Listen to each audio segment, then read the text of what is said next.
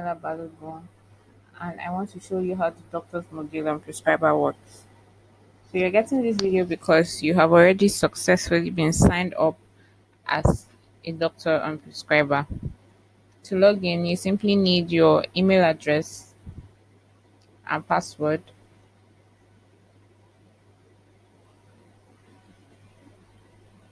I'm going to be splitting this video into two because I want to talk about all the icons on the dashboard one after the other.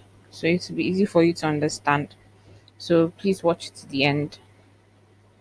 We're starting with patients. To be able to see a patient on prescriber as a doctor, you need to ask the patient for permission to be able to view their medical records. These are for patients that have already been signed up as patients on prescriber. So you can view these records by either having the patient's prescriber ID or sending an OTP to the patient's email address or as an SMS. So we're using via email.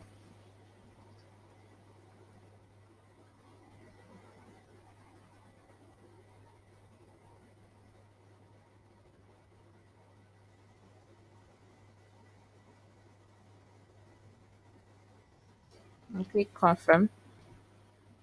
But this is for already existing patients on prescriber. To add a new patient, you simply click on this button, the add new patient button, and just fill in the fields and submit, and you can start seeing the patient. The OTPs are usually case sensitive, so please be careful.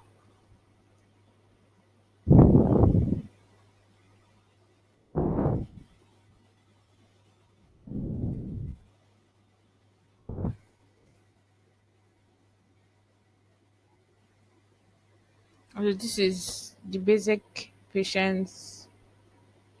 information in the patient's records. You can fill in the patient's vitals as BMI, blood group, genotype, height, weight, blood pressure simply by clicking on add vitals. In case the patient comes in with under suspicious circumstances, let's say a stab wound or a gunshot wound, and you want the police to come and investigate, you simply click on send a request and fill in the form. You fill the form.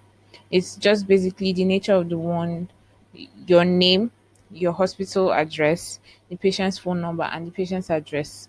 So the police gets an email of this information, and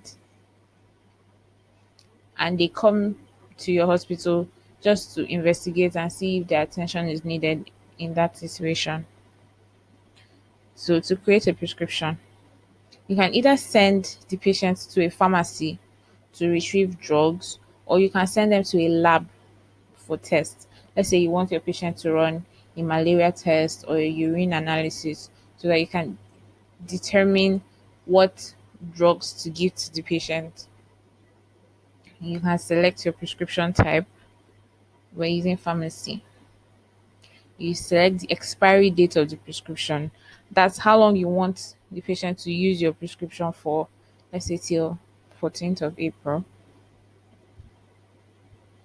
Select the hospital, this for example, the hospital you're working from.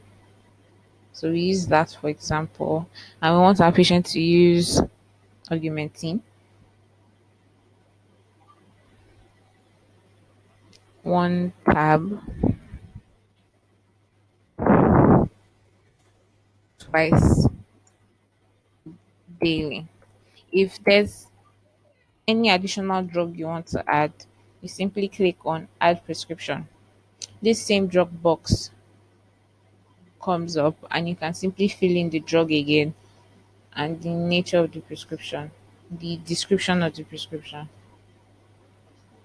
Let's say there's additional documents you want to add. Just click on choose file. Additional documents you feel the pharmacist needs to see to be able to give out this prescription. Click on choose file. I'm just using any file on my PC. So that, for example, and you click add.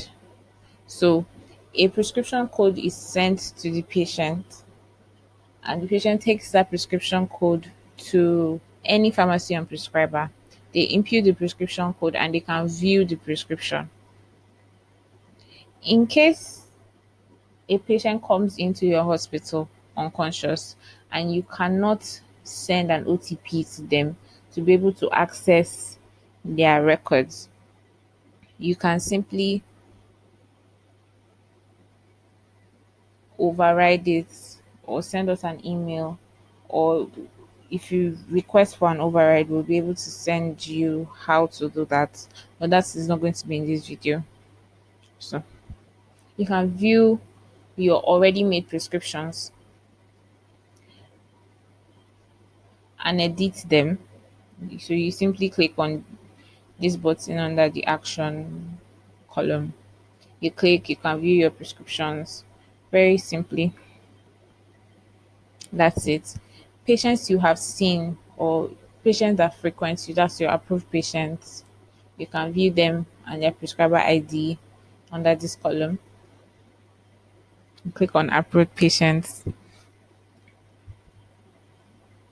You can change your online status. That is when you want patients to chat with you, or you want prescriber to see you as online, or prescriber to see you as offline. You can change your status here.